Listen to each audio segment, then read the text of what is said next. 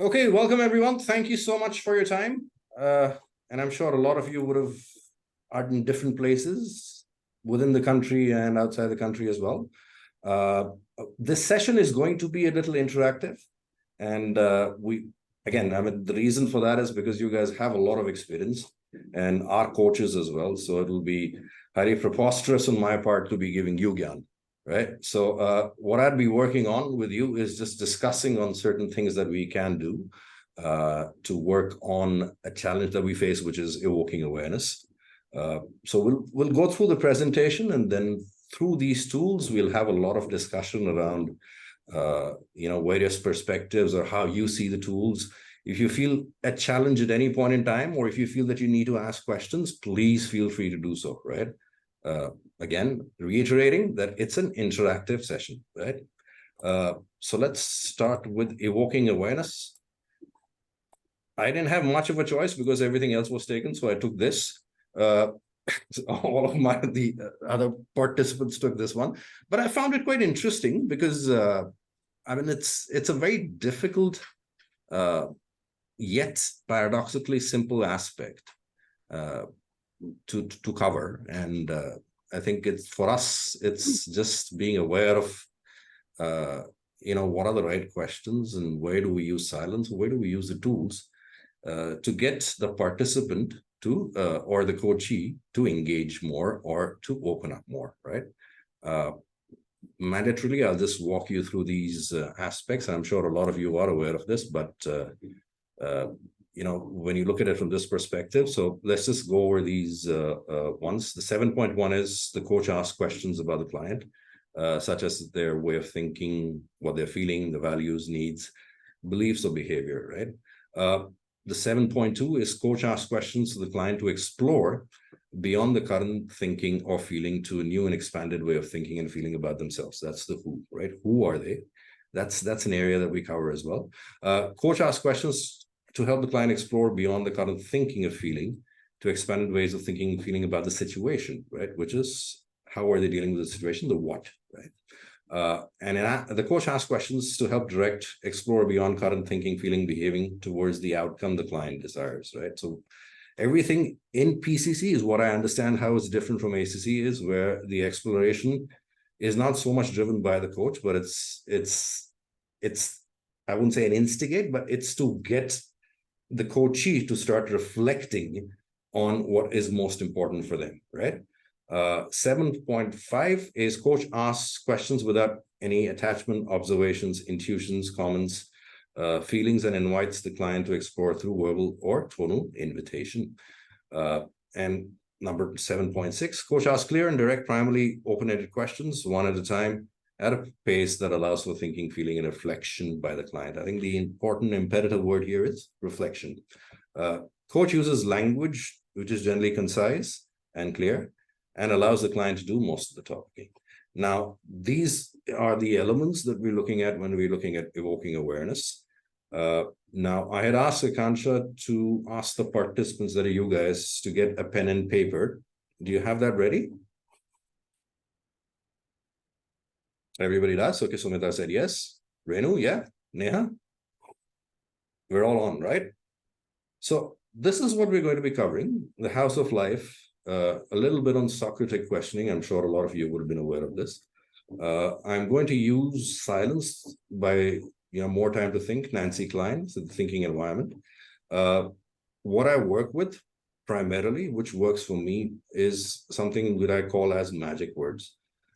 So I notice the inflection in the way the coachee says a certain word, and then I ask questions based on that particular word. So, and of course, metaphors and phrases and pauses. These things will cover. Now, first, let's do this activity, which is called the House of Life, right?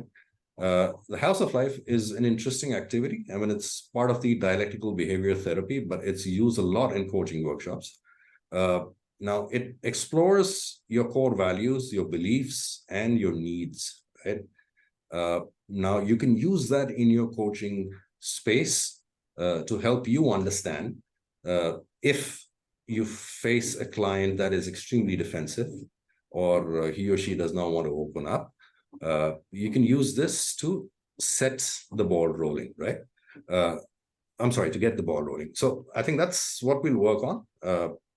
Now, like you used to draw as children, the house that's right in front of you, this is the way you need to draw, right? I would expect all of you to do this, please.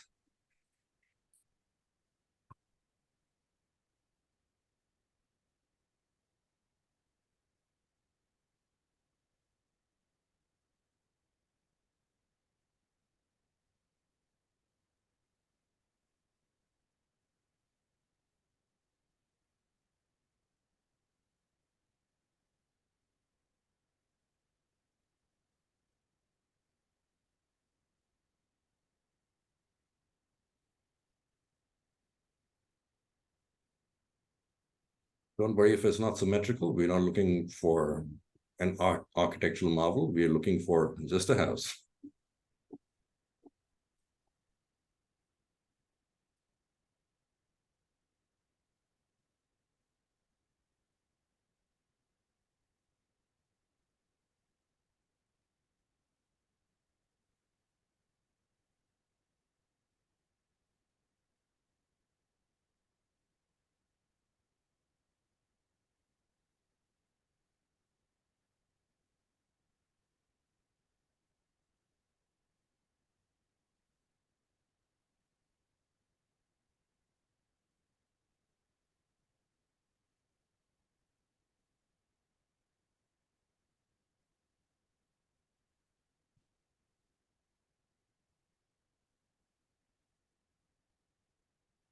Okay, done. Everybody's done. Drawn that house. Okay, so let's move to the next part. Okay, for any house, the most important bit is the flooring or the foundation, right? That's the element on which the house is built. Now, what we would like you to do, or what I would like you guys to do, is take your time, think about it. Don't think about anything else right now. Your job, your what tasks you have to do in the next 1 hour. Just think about this house. Now, define in 3 aspects, which is characteristics, traits, and needs, right? So, what are the common things within you? So, this house is a representation of you, right? What are the common things within you that have been throughout, which people also give you as a feedback, right? So, for example, they say you are a very honest person, or you were extremely humble. So that becomes a part of your foundation. I will give you a little example just in case you're not confused. All right. For example, this is my foundation. For me, if everything in an apocalypse goes away, my job, my house, everything goes away, what is something that I go back on as a personality or which assists me, right? So for me, it's trusting an intimate relationship, which is a very crucial element within my close circle. The value that I place on my own family, how important is family for me. And I believe that I am resilient. I think the core belief of resilience. And of course, I use a lot of humor in all aspects of my life to make the situation lighthearted. So those are my core things that stay with me. Now, define your foundation. So, Sidharth, if you can just help me with like when you say characteristics and when you say traits, like what exactly are we expecting? Traits, I understand in the terms like characteristics and traits. Anything different in two of them, or? Yeah, so traits is something that's more visible. Characteristics is something that is more internal, right? So something that you have observed about yourself or something that's visible, which would be traits, right? Okay. Like Renu is extremely diligent, right? Mm-hmm. So that's a trait. Okay. As a characteristics, that would be that I am extremely hardworking, right? Or, I mean, there's not much difference between the two, but how do you want to define it is entirely up to you, right? Right.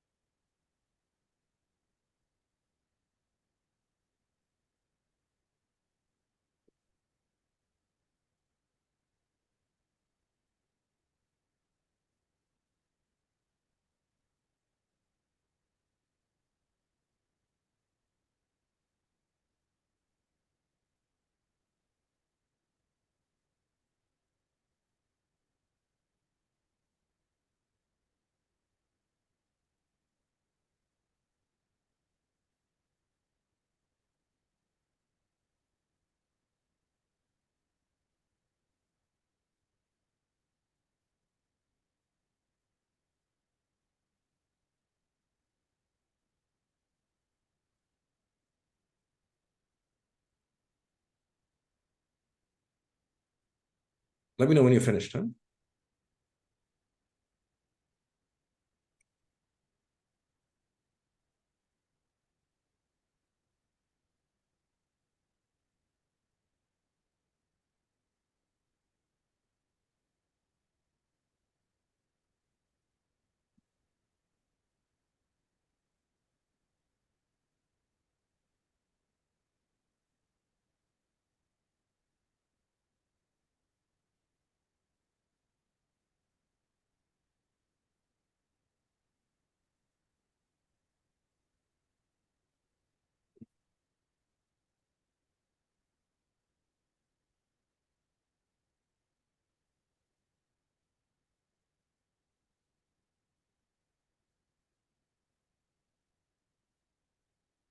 Martha, you just joined us?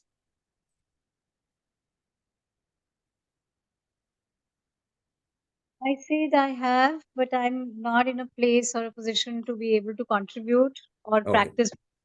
No worries. No worries. No worries. Of the session to learn. Sure.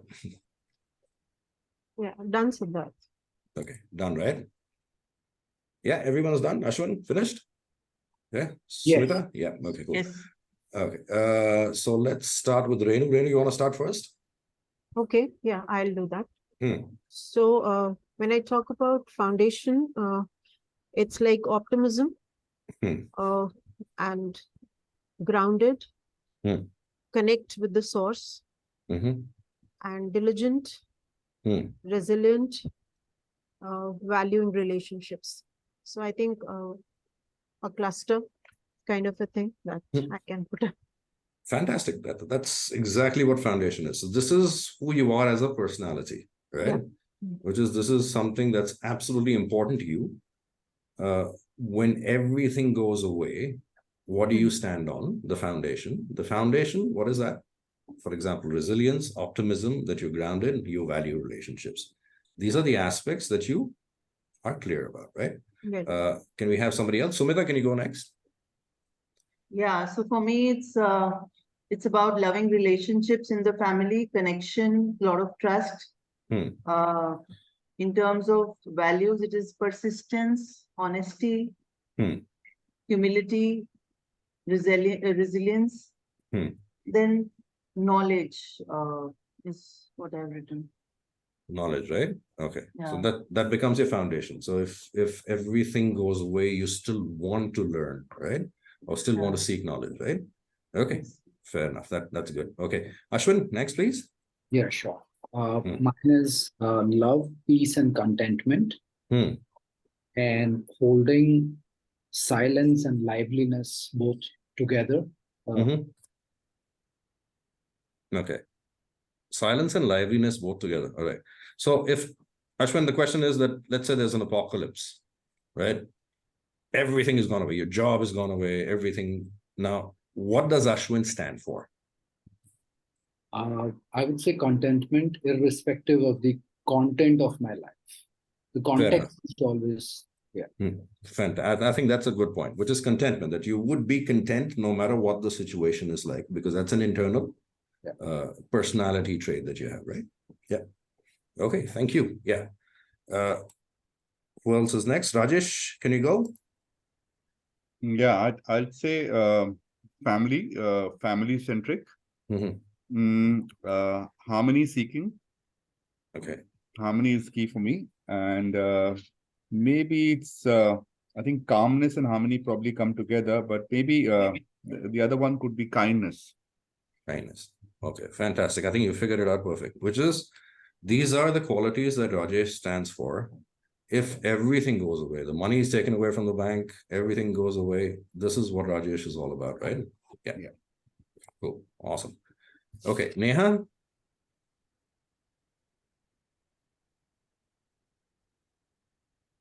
So my foundations are faith, which is important.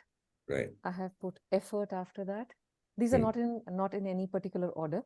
So faith, effort, family, values, humor, and I stole optimism from, I think, From Renu, huh? Okay. From Renu, yes. No, that's all right. I think it's, again, these qualities are your foundation. This is what you stand yours on. stay with you. I have my own optimism. Yeah, everybody else is optimistic. You have humor as well, so I think that's an important element. That everything. I wanted to add something, but I wasn't sure whether it was foundational. But I think it was enjoying creative stimulation. I think that, see, that is foundation. Yeah. So yeah, that is absolutely, that's the core of who you are. Right. So if there is no creative stimulation, how do you respond to a situation, or how do you deal with the situation? Right. So I think core is essentially what foundations are built on. When we're building a house, the first thing we do is place the flooring. Right. And then we build the house upwards. So yes, who else? Rohit?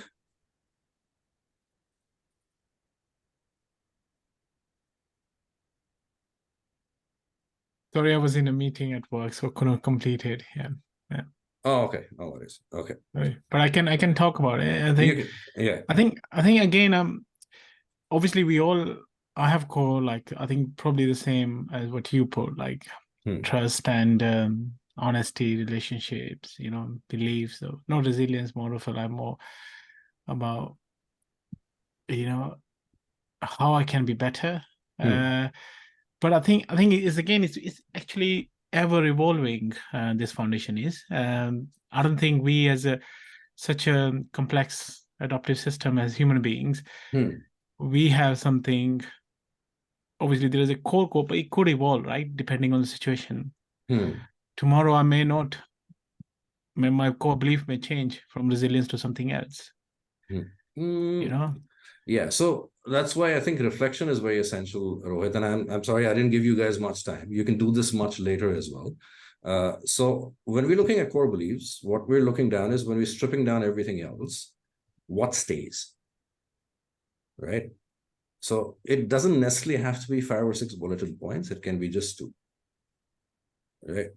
In my case, whether I go through a difficult situation or a positive situation, one thing that kind of sticks with me is the last aspect, which is humor, right? So I find the funny side of everything and I crack a joke about it, right? Yeah, but you can't do that every context, right? Well, believe me, I do. So no, the beliefs are not ever evolving. What could be ever evolving is what we'll come to when we look at the walls, right? So they're changing. When you're looking at the foundation, who is Rohit? I think that's the first question you need to ask, right?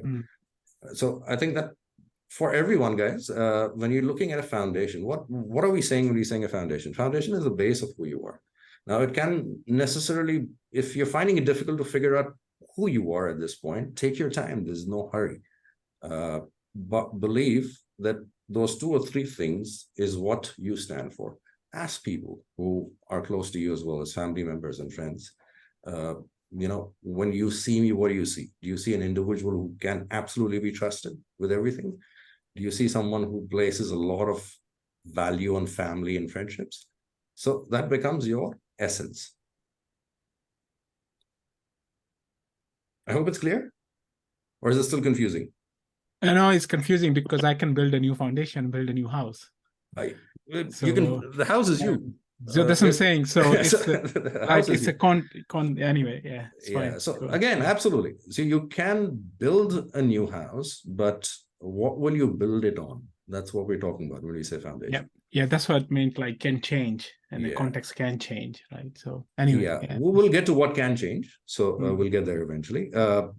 But let's just look at each one of these elements, because I'm going one by one. I don't want a lot of confusion. And so why do we use this? Now, when you see the sequence, what you see is, in a house of life, you first see the foundation, and then you see the roof. Now, what does a roof symbolize? A roof is something that protects us from the external elements, right? Could be weather, could be disasters or situations that are extremely difficult in our life, right? So these could be adversities. Now, what does your foundation and roof have one thing in common? So when you're writing about roof, you could talk about things like faith in God, right? Or you say belief in certain people, right? Or a protective factor that protects you from difficult aspects, right? It could also be a law of attraction as well, right? And if you don't believe in God, who do you believe in? Do you believe in yourself? That I will deal with every situation that comes my way, an aspect of resilience. And that can be your roof as well. So when you're writing your roof, I'll give you an example. This is what I wrote. Trust in God. Family will support me in times of crisis, and I believe purely in the law of karma. Right, so let's write on the roof as well, and don't get into depth. Just think about whatever comes to your mind and don't filter it. Just write it down.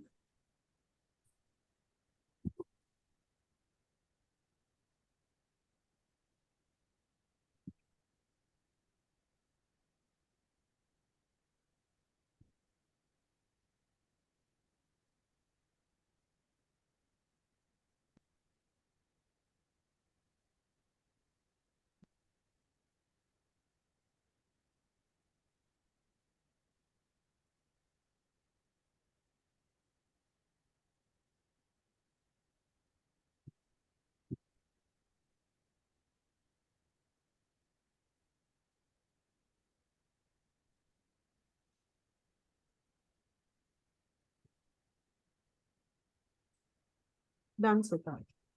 Done, Renu? Yeah. What about the rest? Yeah. Yeah, everyone's I'm also right? done. Okay, Yeah. awesome. So who wants to go first? Ashwin, you want to start first? Yeah, sure. Yeah. It's presence. Hmm. Yeah, just presence, and you could name it as consciousness also. So yeah. Okay, you believe in the universe, right? Consciousness and presence, right? Yeah. Okay, cool. And how does that connect to the foundation? Look at what you've mentioned in the foundation. Sure. I mean, what I've written is love, peace, contentment, and of course, silence and liveliness. And to me, everything is expression of consciousness. Okay. The more I become me, I use this, and the more I relate to the absolute or the essence. Yeah. Yeah. So that's how this is connected.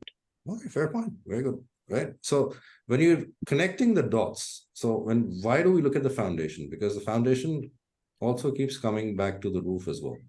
Those are the elements that protect you as well.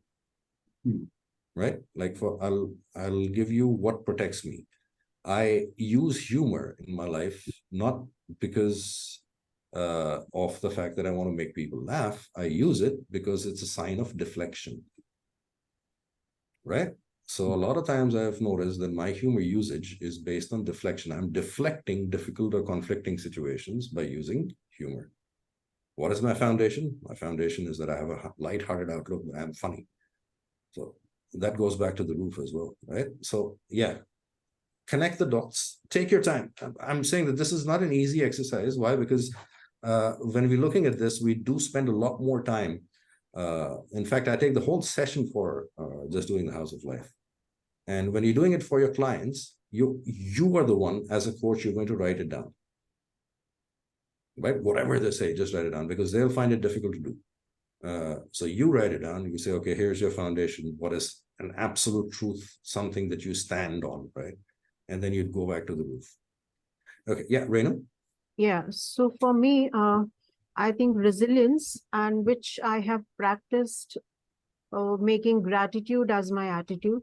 And that also connects with the connection with the source, which keeps me very, very grounded and stable in any situation that I encounter. Fantastic, right? So I think that gratitude is something that you've written in your foundation as well. No, I wrote resilience, but resilience, okay, resilience that has been built upon by practicing gratitude. Like maybe that is one of the exercise that I do in resilience that helps me just be on the track and face anything that comes.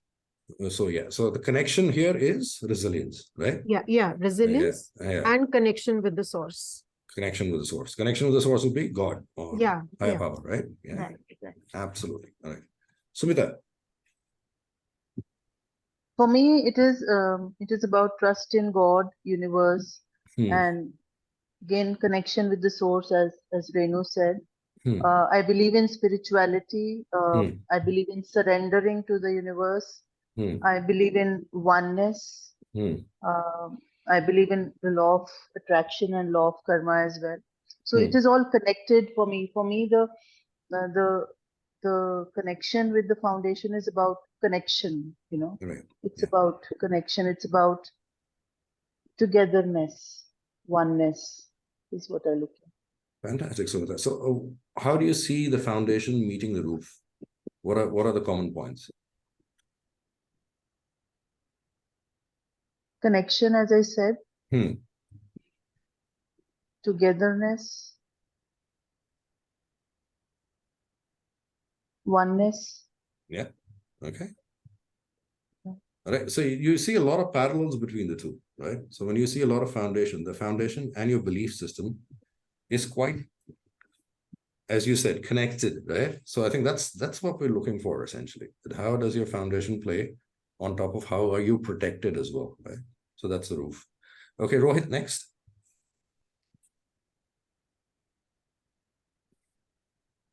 I put my faith, my empathy. Okay. Yeah, as on the roof. On the roof, right? Yeah, and constant learning. Yeah. Okay. And exploration.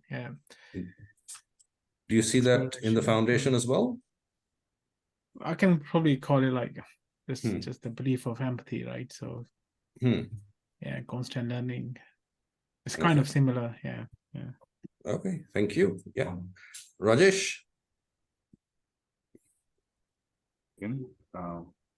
For me, yeah, I think trust in God and universe, and I think the other one I wrote, which was trust in goodness. Okay.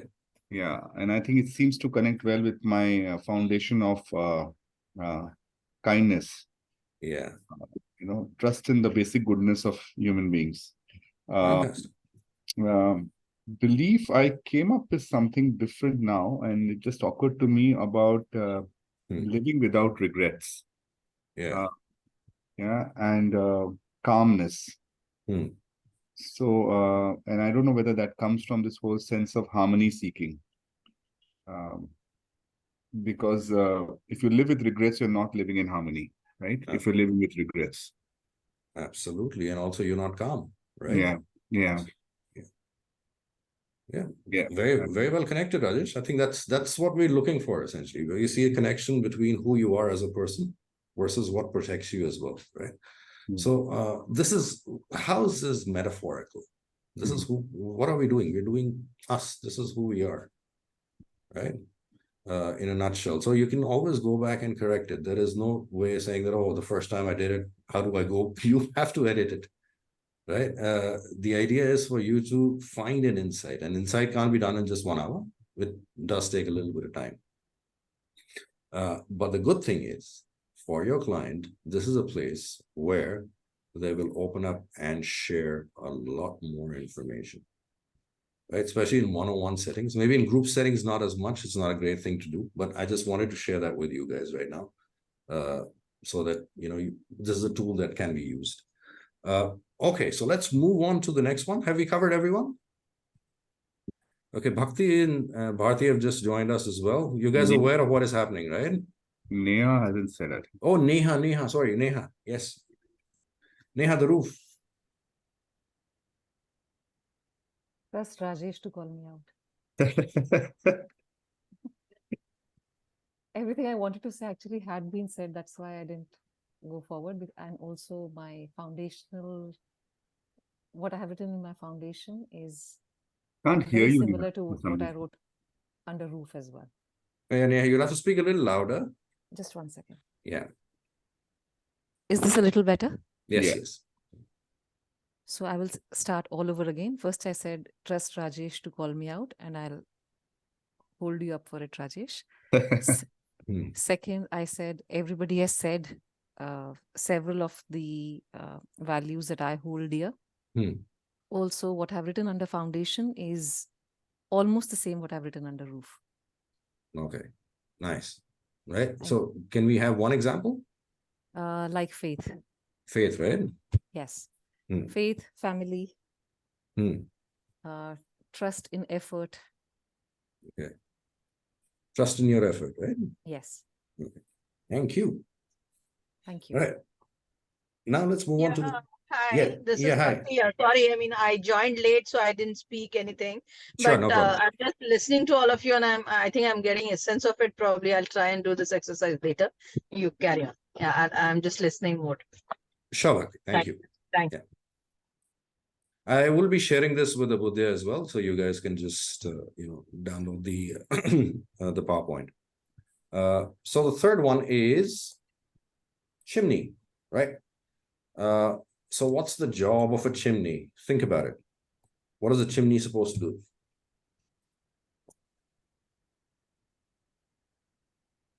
Let go.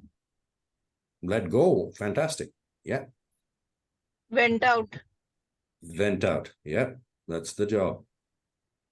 Right. So again, this is exactly what it is, to get rid of the toxic air that could be in the house. Now, these are adaptive and maladaptive practices that you do to de-stress yourself, right? Like in my case, my wife always avoids a serious conversation whenever she's stressed. She will never get into a serious conversation. She'll be quiet, right? So I think that's how people deal with difficult situations, or how they let out, right? So now my chimney is something that I'll discuss at the end, but I want you to just write down your chimney of what are the adaptive and maladaptive practices. So adaptive practices can be things that you are generally positive. Maladaptive are the ones which could be negative. Like in my case, I have a maladaptive practice of smoking, right? What does it do? It helps me reduce my stress, or I assume that it helps me reduce my stress, right? Or you could have things like you have 6 cups of tea to relax you, or a drink in the evening, whatever, right? So adaptive and maladaptive practices.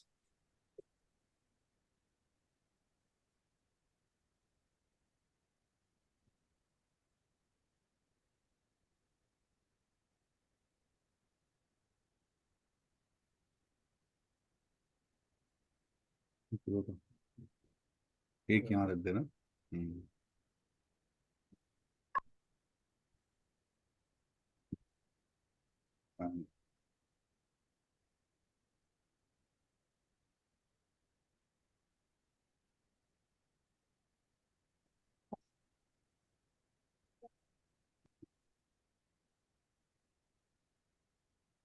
Let me know when you're finished. Huh?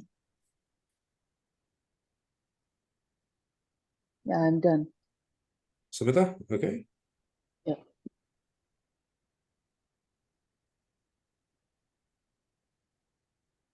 Everybody else, you guys are done? Yeah. Okay, cool. So let's start with Sumita first. Okay, so my chimney is sharing, having emotional connection, conversations with a friend, being a part of groups, talking to friends, gratitude. These are all adaptive. Maladaptive is shopping. Yeah, that's what I've written. Okay, so every let out, you go shopping, right? You do have a lot of stuff at home. Okay, nice. But gratitude would not be a part of this. These are basically behaviors that you do, right? And of course, I mean, these are actions that you take, right, to get rid of all the stress that's within you. I've also written seeking professional help. Seeking professional help. Yeah, that can be a part of your chimney as well. Yeah. Okay, cool. Yes.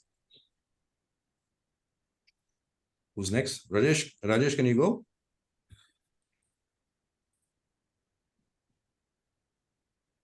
Will you give me a couple of minutes, Sidharth? No problem, no problem. All right. Right. Who wants to go next?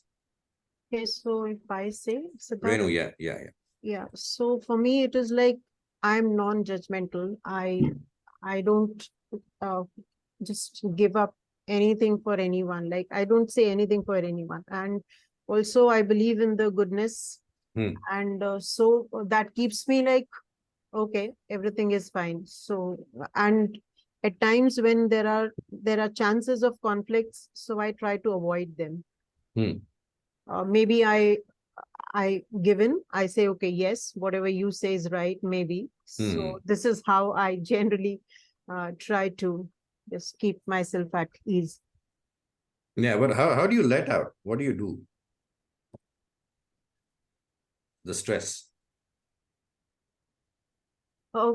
Honestly, if I speak, Sidharth, that rarely happens with me. I don't know, but I'm saying, but I don't know, because when I'm non-judgmental and I let go the things, I don't keep cribbing about the things, and that doesn't do anything inside. Actually, it doesn't stir inside anything of that sort.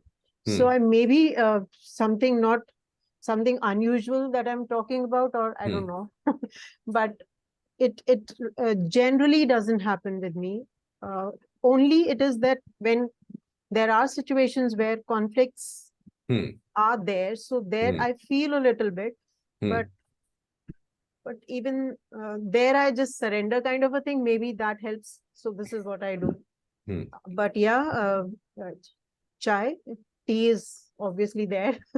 So that keeps me going. So that is what. Perfect. Thank you. Yeah. Ashwin? Sidharth, next time ask me before you ask Renu. Okay. So Neha, sorry. I'll come to you first.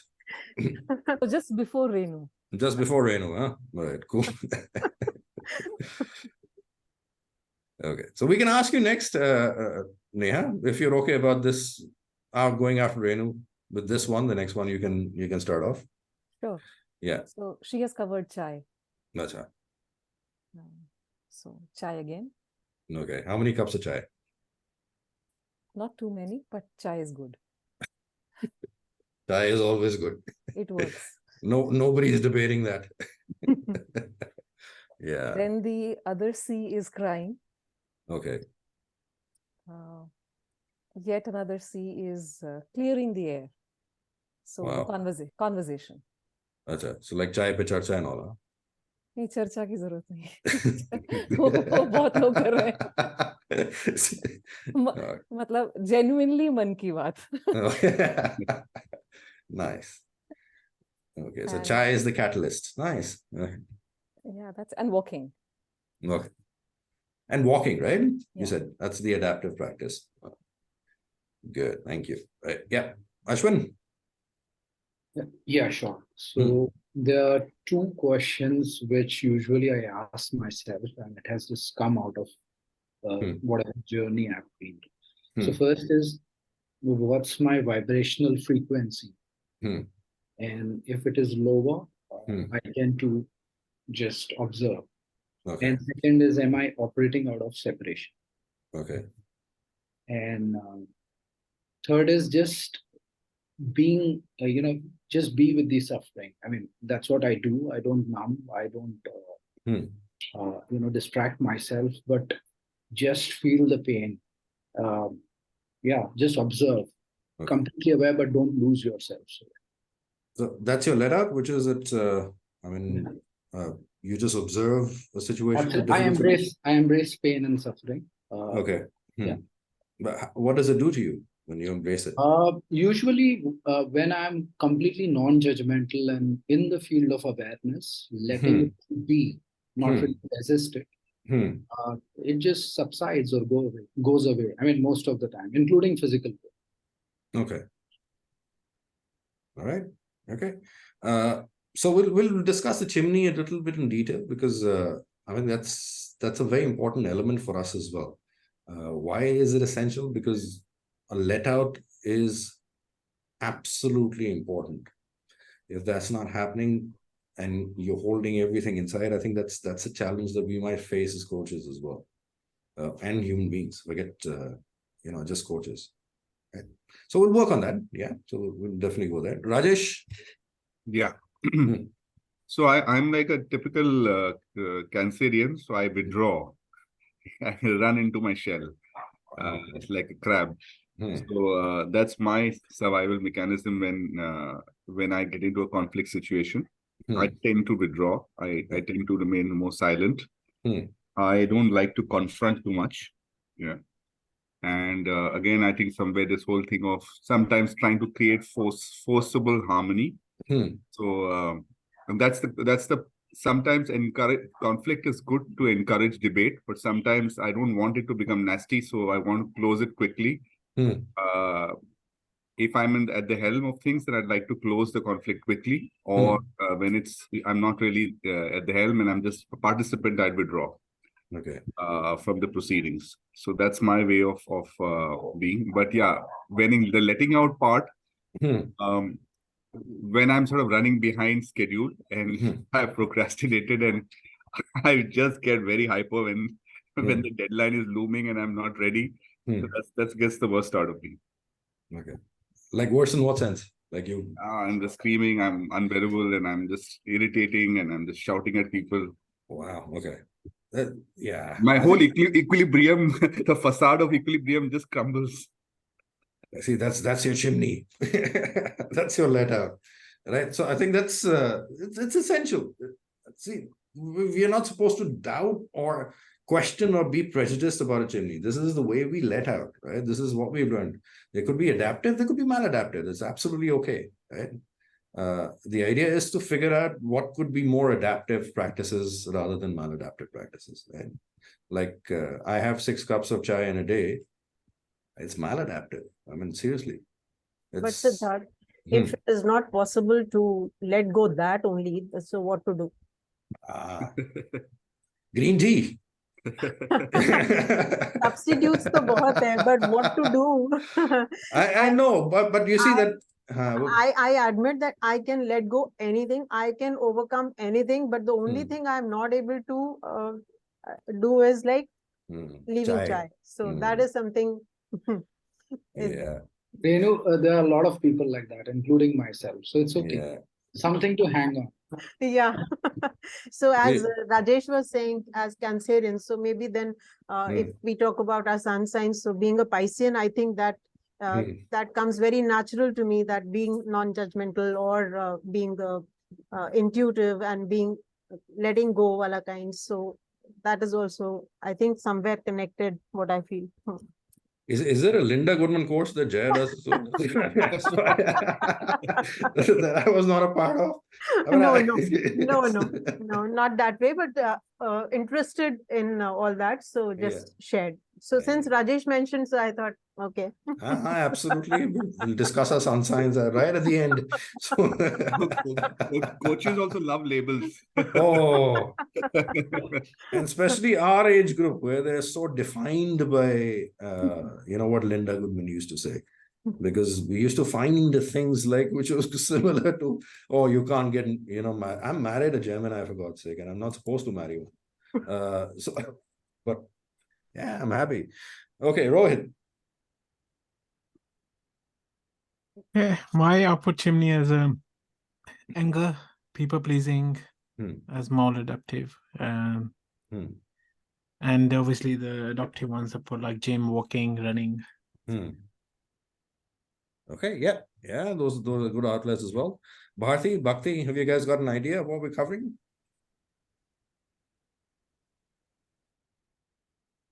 Yeah. Hello. Yes, Bhakti.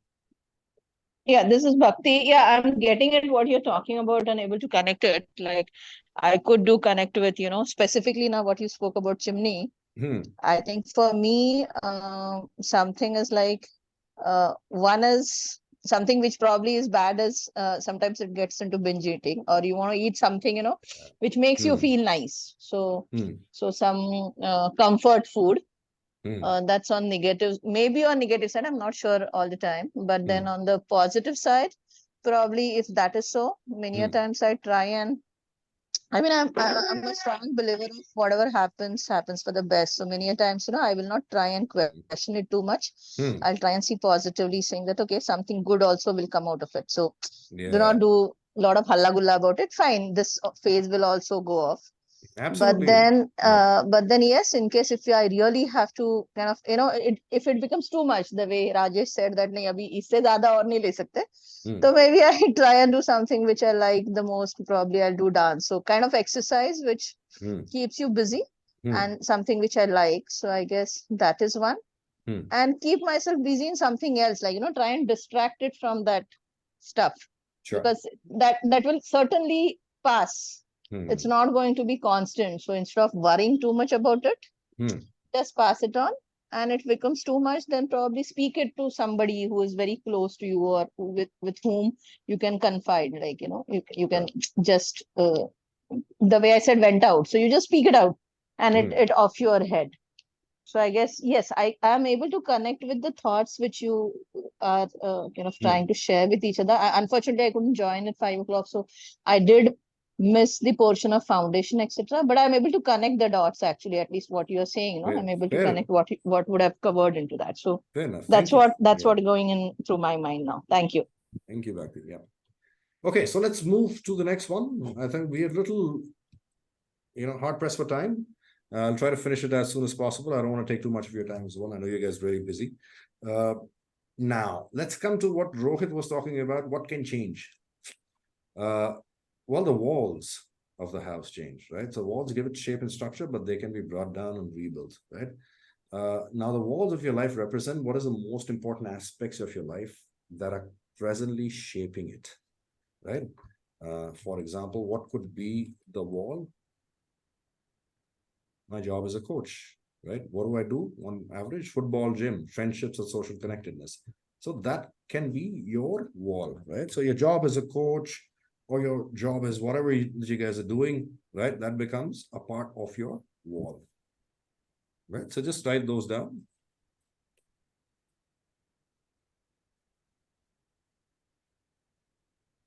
I'm just tempted to ask you. Sure. We have time till what, 6:30? Because you had lots of exciting things also in the agenda.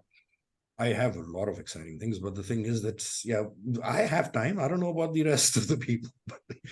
So we'll try to end by 6:15 or so, right? And we'll work on that. And you let me know what you find interesting, and we'll straight away go to that exercise. And the group, of course. Yeah, of course. And the group.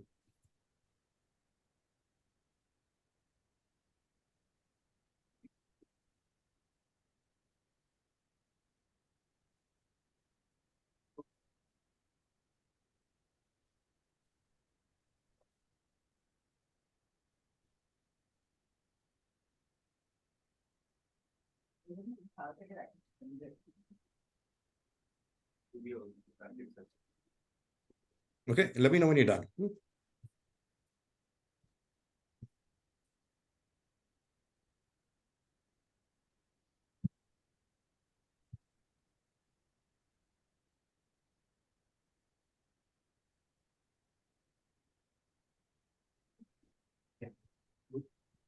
बढ़िया था इसको किसको बोल आज अच्छी बनी आज मेरी जैसे बनी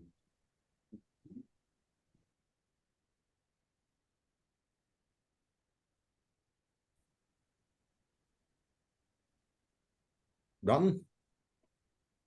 Yep, the walls. Just 2 or 3 points, guys, no more than that, huh? Sidharth, if I understand it correctly, if I say that I'm learning a new skill set, so can we think about that as a wall of the house? Yes, it can be, if that skill set is adding value to who you are as a person. Okay. Right? Okay. Yeah.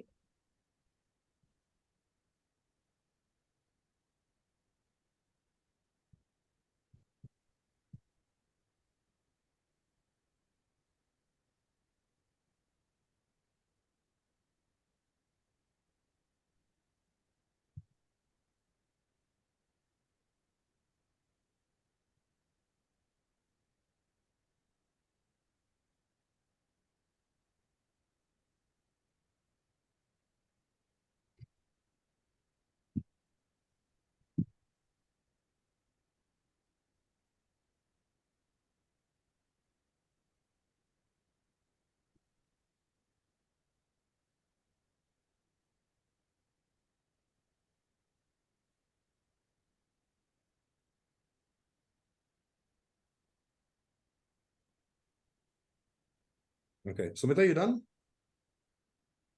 Yeah, but I have just written my work, my learning, my friends, social connections, the books that I read. I'm not sure if this is what. The books that you read would probably come more as an outlet in a chimney, right? What do the books do to you apart from learning? It's not as a hobby. They teach me a lot. They teach you a lot, right? So how many books on an average you read, like in a month? 3 to 4. 3 to 4 books, right? So those have become habits, right? So that can be used in a wall. Now, what is a wall? A wall is something that is kind of related to the foundation as well, right? But it is something that holds your house together, right? So when you define it, what are the tasks that you're doing, right? So your job as a coach is a wall, right? These are the things that I do for my pleasure, but at the same time, this is something extremely regular, which is football and gym, right? My friendships and social connectedness, which are very important to me, become my walls of the house. Got it? Okay, yeah. So that's right? So books is fine as a part of learning if it's become part of a habit. But if you're doing that just as an outlet because that's something that's, you want to do because you want to de-stress, then it becomes a part of the chimney, right? Yeah. Okay, Renu, before you, I am sorry, I have to let Neha speak. Otherwise, she will say that you've taken all her points. Please allow Renu to speak. I'm just winding down. I'll be leaving in just a minute or so. Okay, sure. Yeah. Thank you. Thank you so much, Sidharth. Yes, Renu. Okay, so as you have written, Sidharth, my job as a coach, since it's altogether a shift, I would say, a very big shift when I talk about from teaching to becoming a coach. So that is like altogether reshaping my wall kind of a thing. So, and the kind of value that I'm going to add with this will be very different from what I was doing. So it's a new skill set that I and I love music, so I practice that music. And that again is something that is very, very close to my heart.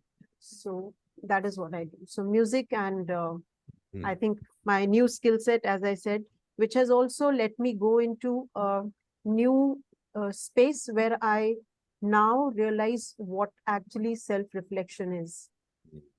I talk to myself now. So that is something beautiful that has happened, I would say. Very good, very good. And you have to also see that when you see all these elements, they have to somehow relate. Right? So when you're doing this for the client, it's very essential for them to have where is the incongruence? The incongruence would be that they say, I have a trust.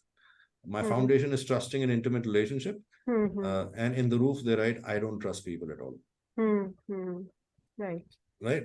Now, he might be seeking it, but at the same time, that's an aspect which is of incongruence. Or on the wall, he might write that, I do things on my own. I do not let my team, like I'm, what's the word for it?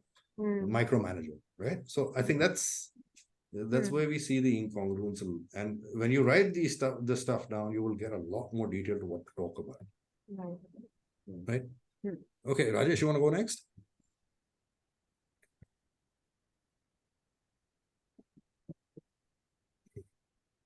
This time Renu stole my thunder.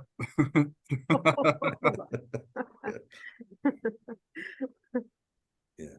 No, for me, I think this is a new phase of my life. So a lot of the walls are around this whole new aspect of knowing myself, self-awareness journey. I think that's really one prominent thing. And of course, coaching as a offshoot of what I do now is an important part of that. And also related to that is also, which again connects well with this whole foundation of harmony, is doing things at my own pace. Not sort of hustling and rushing and so that's really where I am. Fantastic, right? Okay. Now I'm just straight away going into how do we define it? Because we don't have much time. We'll straight away get into first windows. What is a window? A window is essentially, a place which lets the sunlight or the fresh air in, right? So what are the habits that you're doing at present which are linked to the walls, right? So a window is basically good or bad things that can be rooted in reality. So what are the things that you're letting into the house as sunlight, air, and other things, and dust as well, which might make the walls bad or can also improve the quality of the wall, right? So that's what the window's job essentially is, habits at present, right? And I'll discuss this in detail. You guys can write this down later as well. Now, when you look at door, how is it different from a window? It's basically future tasks. What are you willing to do? So your promise that in the next 7 days, this is what I'm going to do as a plan, right? For the next 7 days, what I'll do is I'll reduce my chai intake. Instead of 6 cups, I will have 5. I'm not saying a drastic reduction, but just 1, right? So I think that those are future tasks that you want to do, right? So when you're looking at this is exactly how it should look like. Now at the same time, guys, please, when you're looking at a house of life, it's also used in art therapy. It's not supposed to be, it's not a Bible. All right, why are we doing this? We're doing this to connect with our client. We're asking them to be aware of who they are if they are extremely defensive, right? So in the first session, you might find that this would be a fantastic exercise to do. Sit down with them, talk about each one of these elements and how it connects the dots, right? So if you look at the windows, right? For me, this is what I do, right? Going to gym, football 2 times a week, being active on WhatsApp. What I'm doing, as Renu's doing as well, which is a PCC certification. Household chores, which is an addition. I don't want to do it, but I end up doing it because I feel that the maid doesn't do a good job of washing the clothes. So I put it in the washing machine. TV, I do a lot of Netflix, gaming, unnecessarily phone games, and emotional eating, right? Pretty much like what Bhakti said as well. That let's Swiggy it, let's have a burger. I've already had dinner, 1 more burger, won't harm, right? So that is a part of my window. These are the things that I'm doing currently as habits, which could be good or bad, right? Now, when we look at door, what is it? What do I want to do? Promise myself, right? So this week I want to finish 1 book. I'm going to delegate my household chores. I'm not going to do it. I'll be absolutely okay if the way she washes laundry. I'll just tell her how to do it. Of course, that's binge eating has to stop. And of course, takeout would be garbage. This is the stuff that you want to take out. Replace weekday TV with reading a book. Right? Any questions on the house of life, guys? Can this be used? Big question mark for you. Yeah, definitely. So that it's really, really interesting, and getting everything on 1 page and connecting what, as you said, incongruence that we are able to just find out immediately that comes on the paper. Yeah. And that is really a very, very interesting exercise, I would say. Yeah. And you know what? Sorry, Rajesh. Yeah. Yeah, sorry. No, I agree with what Renu said. I think this is the first time I have been exposed to this. And I think there's so much that one can think through this and spend time on it. Very nice. It is, Rajesh, and it's a vast topic because it's endless. The kind of information the client gives you is tremendous. Now, as coaches, we tend to be a little hesitant in sharing information ourselves. There is self-awareness, but there's also a little hesitation, right? Yeah. Sorry. And Sidharth, what I see here is that rather than asking questions, like, it's just helping the client to vent, like whatever they feel, like whatever they think about themselves, right? It's all coming here. So that questioning mode, I feel that is avoided in this, at least to begin with. So that is where. Yeah. So the questions that you will ask about, you will just define the tool. You won't tell them, ask them questions. Yeah. Questions can be asked in the second session. That is what. Yeah. So Bharti, you had a point?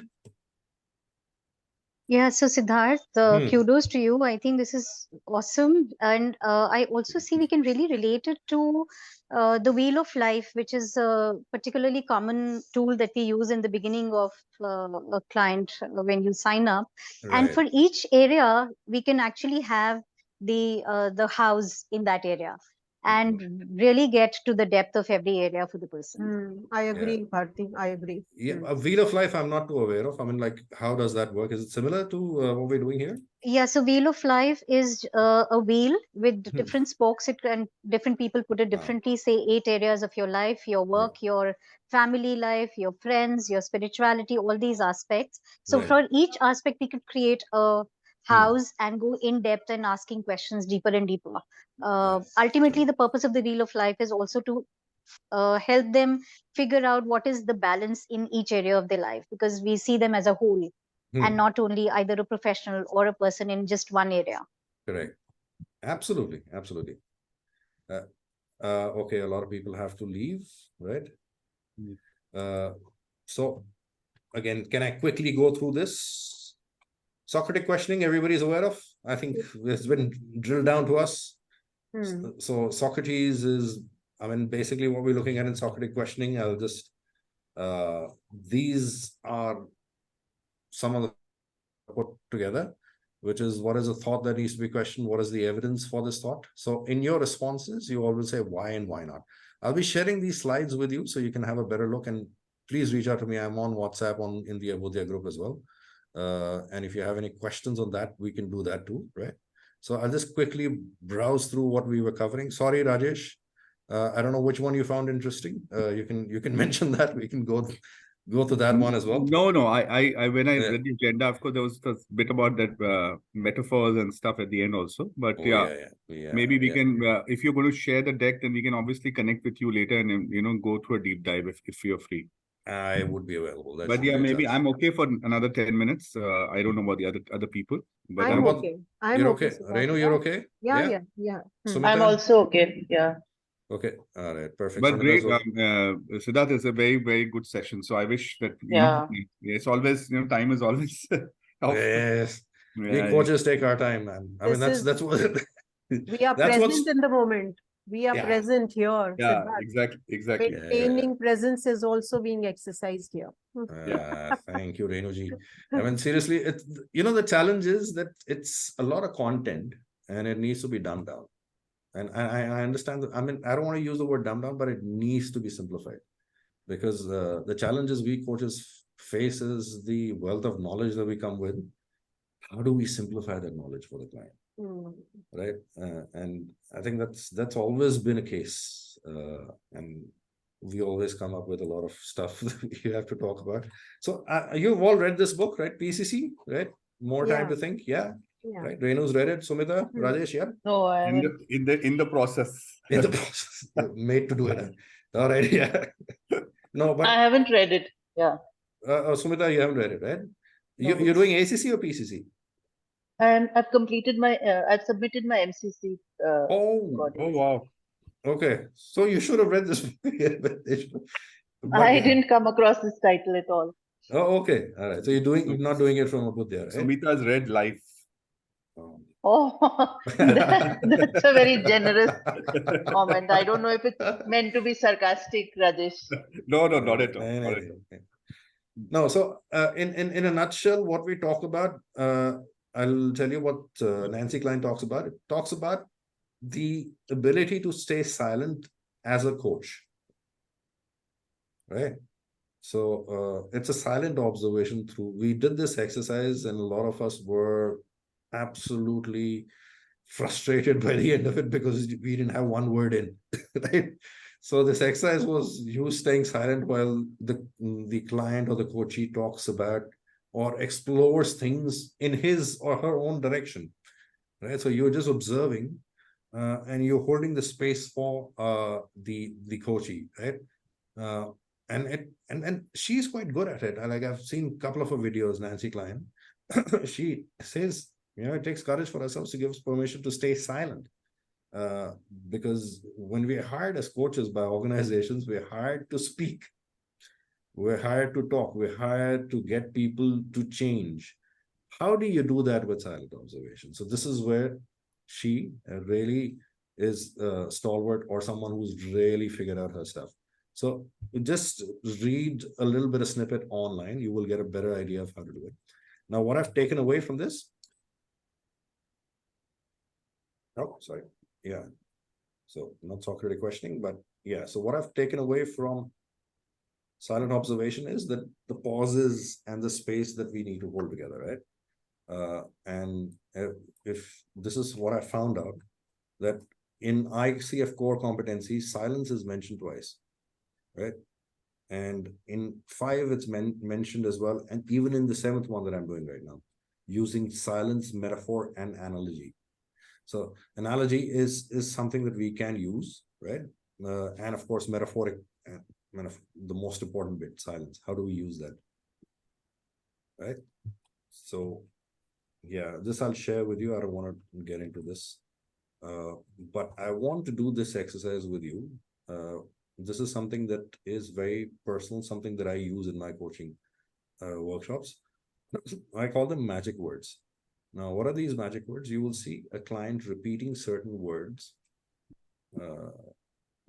which would be highlighted, and there would be inflection on those words, right? So like they will use things like, for example, I was very happy that the other day when my boss said blah, blah, blah, right? So the word where you find a slight emotional, movement is what you want to be reading, right? And then based on that, you frame a question. So what we're going to do is I'm going to play out a recording for about 3 minutes. I just want you to write down the questions that you want to ask this person, right? Yeah, possible? Yeah. Yeah. Shall we do this? Yeah, okay, cool.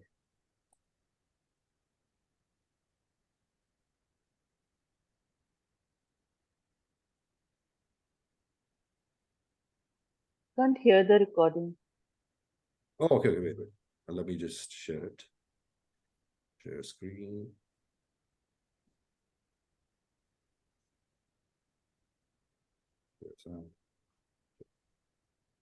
Dilemma of sorts. So is this okay now? So good morning, Sindhu. Yeah. Hi, Sidharth. Okay, so what would you like to accomplish in this session? So I have been facing a particular dilemma of sorts. So I'm a therapist, and I typically see, say, 5 to 8 clients per day at a certain market price, and that's affordable by most people. Now, I'm now thinking that I need to, because I've already established myself in the market, what if I increase my pricing and take fewer sessions? Off late, I've been feeling burnt out. But the dilemma is that I feel I'd be removing myself from the whole conversation around accessibility of mental health professionals. I don't know. Help me out here with the decision, because I don't know. I seem to be in a dilemma, and I wanted to talk to someone who could help me make a decision. Okay, and why do you think it's a dilemma? A large part of me thinks that I got into a mental health profession because I wanted to serve people and make sure that the treatment gap in India is not too wide and people are able to afford me. But now I feel, after 19 years in this career, I feel that I have a niche, I have a certain sort of position in the market, and I can charge a heavy price. The dilemma is that, should I be doing that? Should I ask for more price, even if I only see a few clients and only a select few can see me? Because at that price, not everyone would be able to see me. Okay, and what would happen if you mark up the price? I would earn more, do fewer sessions. That would be great, because I think I would feel less burnt out. So you are feeling burnt out? Yeah, I am. And in fact, to solve that problem, I thought of this. Okay, right. So what do you guys notice? What are the words that are used repeatedly? So burnout is the first one that I hear. And few clients, more money. Fewer clients, more money, right? So what does this person want?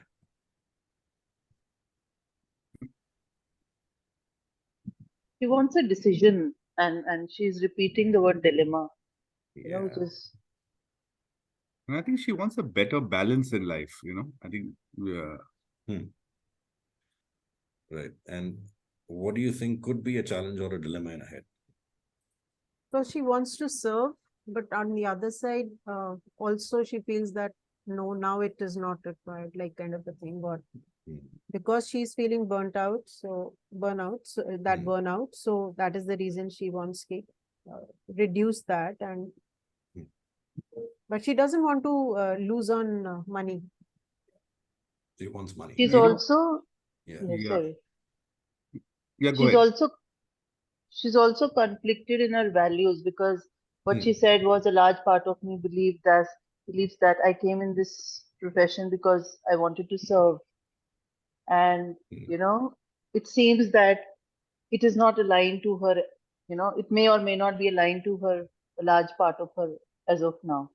Yeah, the foundation, right? So her Yeah, foundation the would, foundation. yeah, perfect. Well done. Yes, Rajesh, sorry. Yeah, I also thought that this bit about, there's the balance is also about serving, which is a value, and also self-worth. It's not about, okay, I'm willing to serve and at whatever cost, but there's also self-worth, that I need to get what I really am entitled to.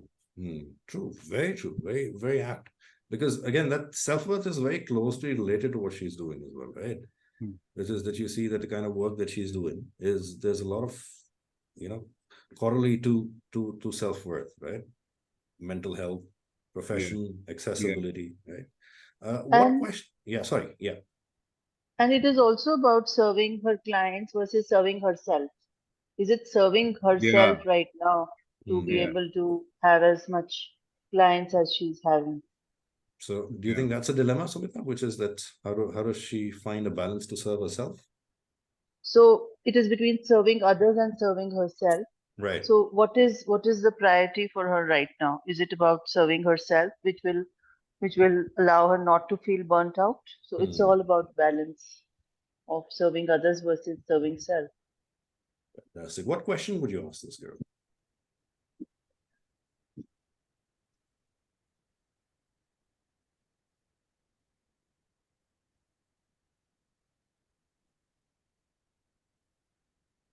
What values are surfacing for you when you think of this dilemma? Good.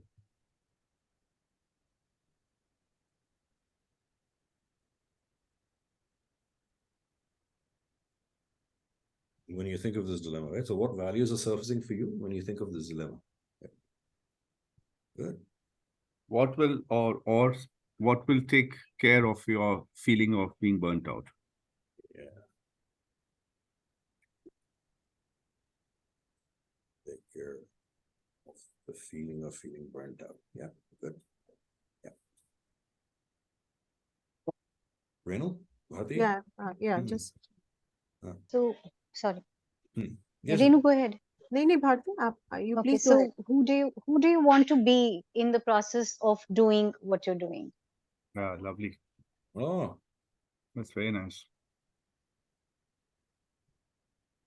oh, that's requires some crazy reflection. From the what to the who. And the what to the who directly. Yeah. Movement. All right. Yes, Renu.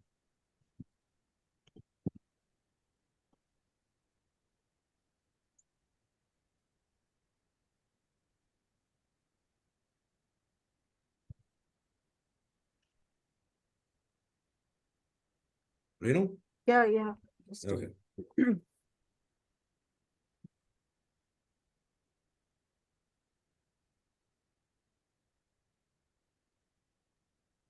What comes to me is like values. That is the main thing that we are talking about here. So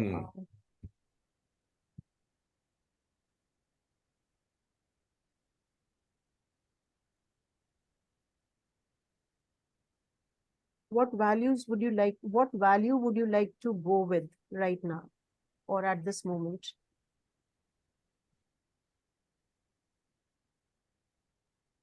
Okay. And why do you want to ask that question? What do you want to get out of it? So she's sharing the two things that one is serving and the other one is that. So maybe she comes up with she gives a thought to it and prioritize maybe either of the two that she wants to go ahead with. Right. Perfect. So when you're looking at asking about a value, a lot of the clients would be slightly confused. So I think that's we'd have to, and leaders in India, we have to spoon feed them, right? Yeah. So a little bit of spoon feeding would be required. Saying that which one of the two is most important to you right now. Maybe, yeah. Right. So you'd probably now how would you? What is a word that she focused on a lot, like through the 3 minutes? What are one or two words that she was using a lot? Dilemma, right? Now, this is someone who's clearly done her introspection, figured out that there is a challenge that she has, right? Now, the dilemma that she is using as a word, can we use that as a magic word to bring out every aspect of why that dilemma exists?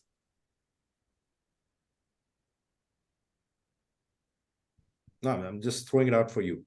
Sorry, I didn't get your question, Sidharth. Yeah, so what I was saying was that can we use the word dilemma to bring out more finer aspects of what she's talking about? Yeah, I think you did ask that question, right? In right up front. Yeah, I couldn't edit it, but yeah, I did it for you guys. But yeah, so I think the reason we do that is that's what works for me, right? Which is magic words. I look at one or two words, I'll let them say 2 or 3 sentences. Within those 2 or 3 sentences, you will notice they will use one word kind of repeatedly. Right? So that becomes your magic word, which is that they feel strongly about that one particular word. And also, I need to. I need to. She said, she said, I need to. That with respect to maybe earning money, maybe for that she's reducing the number of clients. Yeah. Whatever way, like I need to do that. So this also was there. Somewhere there is a need also. I think that also I could sense when there is an unmet need that needs to be addressed. Yeah. Yeah. Perfect. Sorry, Nagesh. One last quick one. I also feel that sometimes if there's things like a dilemma or a decision, a point where it's difficult to take a decision which way to go. If the client is thinking too cognitively that this is what will happen, then it's sometimes just to go shift gears and go to the heart and say what do you really feel like, and maybe the decision is not in the mind. Because she understands, she's a therapist, she understands burnout. So she's figured it out. But yet there's a calling to serve people. So where is the heart's desire, which way to go, rather than the pros and the cons and a very rational way of questioning. Yeah. That's exactly what we add on here. What I have learned, like in ACC, we also talk about that what would change if you take up this, like when there is a dilemma or decision making is difficult. So we go by Cartesian science. We have one of the tools that we have, and there we say that, okay, what would change if you take this, or what would not change when you take this? So that is how we can pick up that also during the conversation. Perfect. I think that's the bit about the heart and what would change would definitely make a huge difference to someone who is coming from that background. Now, it's very difficult coaching people from the therapy background because they know the tips and techniques. Yeah. It is, they can see through the stuff. So but interestingly, they will give you enough data for you to frame questions where they do more exploration, you do less. So I think that's where we're coming from. Now, I think we are way past time. I'm so sorry, guys, but this is what it is. I'm finishing it off. Now you can connect with me on LinkedIn as well, and this is my number. I'm on Abudya, so you can reach out to me personally as well and just text me. I will be sharing this with everyone. Yep.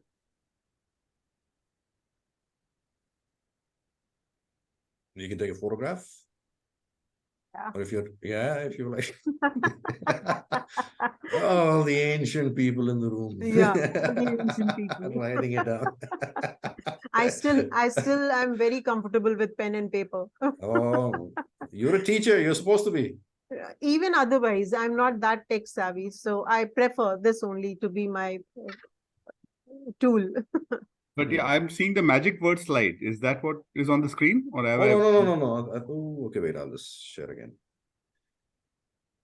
Bharti, if you can come on this camera. Yeah, here you go. Ah, okay. Right? Yeah. I'm not sure whether we are connected already on LinkedIn, but yeah, we'll just check that. Yeah.